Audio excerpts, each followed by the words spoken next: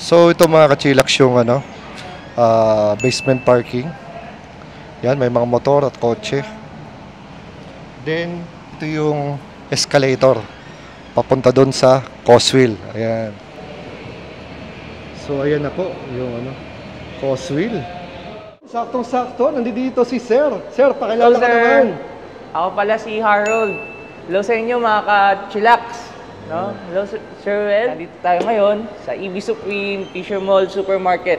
So nakita ko another new showroom location ng EV Supreme dito sa Fisher Mall. So bago natin umpisahan, ano bang magandang parang palatandaan para madali na mapuntahan? Sir, kung papasok naman po kayo sa main entrance ng Fisher Mall, dito po, Diyan, makita nyo lang po, ang palatandaan lang natin ay itong Starbucks. So pagpasok nyo po dito, kakanan po kayo, makita nyo po ang ating supermarket entrance. Yung supermarket, no? Yan, sir. Tapos po, doon po tayo papasok sa may kanan na pasukan.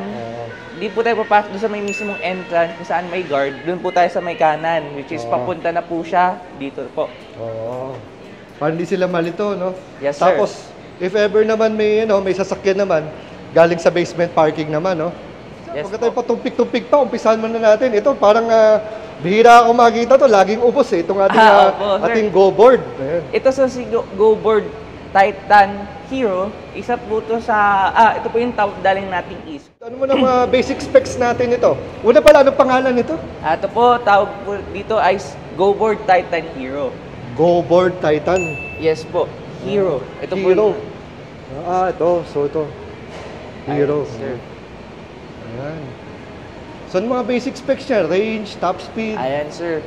Ito naman, sir, ang motor niya ay 1,600 watts.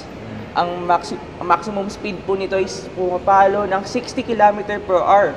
Wow, 60 kilometers per hour. Bilis din, no? Yes, sir. Tapos ang maximum range naman po niya ay 60 kilometers naman din, sir. So, ito ba, sir, ay dual hub? Yes, sir. Dual hub na po siya. Kaya pala. So, magkabilaan po yan, 800 watts, 800 watts, kaya 1,600 grabe. watts. 800 watts pala. Yes, sir. Tapos, sir, sa harap po niyan, naka-type C suspension naman po tayo. That provides more comfortable ride, sir. Wow. So, ano pala to? Parang dual suspension. Yes, sir. Tsaka, sir, ito naman po, meron din po siyang anti-theft features na kapag naramdaman niyang nagalaw po siya or pinilit po siyang magwawang-wang po siya, sir. Tapos, sir, ito naman po, kung i-charge naman po natin, ang charging time po nito ay 6 to 8 hours naman po. 6 to 8 hours, okay. Yes, sir. Tapos, ayun, sir, pwede niyo po i-check po yung niya. Asan ba yun? May kuryente ba yan? Meron yan, sir, meron. Ayan, sir. So, meron po siyang up to 3 speed modes. Tapos, ito po yung pang-busina niya, sir. Ito po. Yun. Malakas na din po, tapos pambukas ng ilaw. Ayan po. Malakas po ang ilaw natin, sir. Wow. Luwanag Ayan, sir. Ayan. Tapos, sir, makita niyo na din po dito yung niya, yung odometer niya. Ayan, sir, meron na din po siyang ilaw din may dito, ilaw sir. din sa may stepboard, no? Yes, sir. Ayan. Tapos, ayan. Tsaka, sir, ano naman to, sir, meron din po siyang tinatawag na ganito po na button pang engage or disengage po nung ating dalawang motor. If gusto niyo naman, sir, na yung naka-engage yan, ibig sabihin, dalawang motor po yung gagana po niya, dalawang gulong. Pag ganyan, yung likod lang po yung aandar, May sir. indicator ba kung naka-single hub o double hub? Yes, sir. Kumbaga, kapag nakapindot po siyang ganyan, yes, sir. Kapag nakalubog po, ibig sabihin po, naka-dual na po siya. Kapag ito po, single lang po. So, sa pindot, pero sa monitor, wala? Sir, wala no. Wala. Yes, Okay. po. Saka, ang battery po nito ay lithium-ion, sir. Lithium-ion. Pwede po yan i-charge sa bahay. Ito, sir. Kahit sa normal outlet, sir, pwede. Dito po yan. Ito yung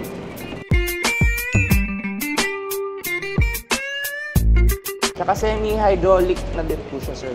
Semi-hydraulic. Yung brake niya, sir. Brake system. Ayun.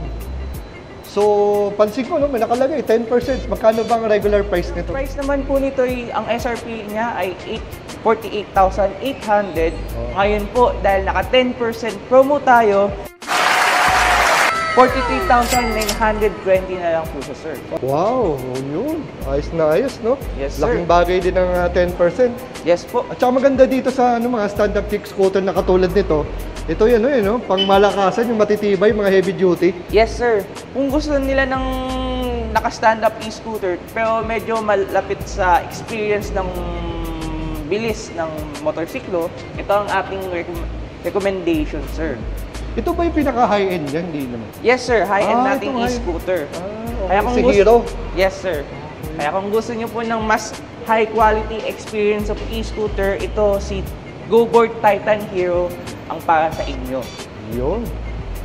Eh sir, pagdating naman sa, sa warranty nito? Ang warranty nito, sir, 1-year warranty or 3,000 kilometer, whichever comes first. Nice. Tapos, pag bibili po kayo sa amin, meron po tayong 6 months free PMS. Ayun, sir, may nakita na naman ako, no? Isa na namang GoBoard. Ano naman pangalan yan? Yes, sir. Ito naman po ay si GoBoard Titan Protege. Ito naman, sir, ito yung basic nating e-scooter. Kung nakita natin kanina, si GoBoard Titan Hero, ito naman, sir, medyo basic siya, pero ang kinaibahan niya, adjustable ang ating height stem. Perfect sa mga matatangkad or mga bata nating gagamit. Tapos, sir, ang maximum speed po nito ay pumapalo ng 35 km/h. Ang range naman nito, sir, 40 kilometers naman. 40 kilometers. Yes, sir. Tapos ito naman, sir, naka-fork type po ang ating suspension. Dual suspension na din po siya likod, sir. Tapos, ang ano naman po niyan, sir, same po siya ni Titan Hero na meron din po siyang backlight. Ayun. Yung preno niya, naka-disc brake na, no? Yes, sir. Front and rear. Yes po. So dito, sir, ilang speed pala to meron? Maximum speed po nito ay 35 km/h, sir. Pero kung gusto niyo, sir, pwede po natin siyang tingnan. May speed ano to? 1, 2, 3? Yes, sir. 1, 2, 3 po ang ating speed modes. Kasi yun, sir. Ayun. So, pumapalo na po siya dito sa ano natin, sir, ng 40, 39. Speed 3 yan, no? Yes, Sa sir. stationary.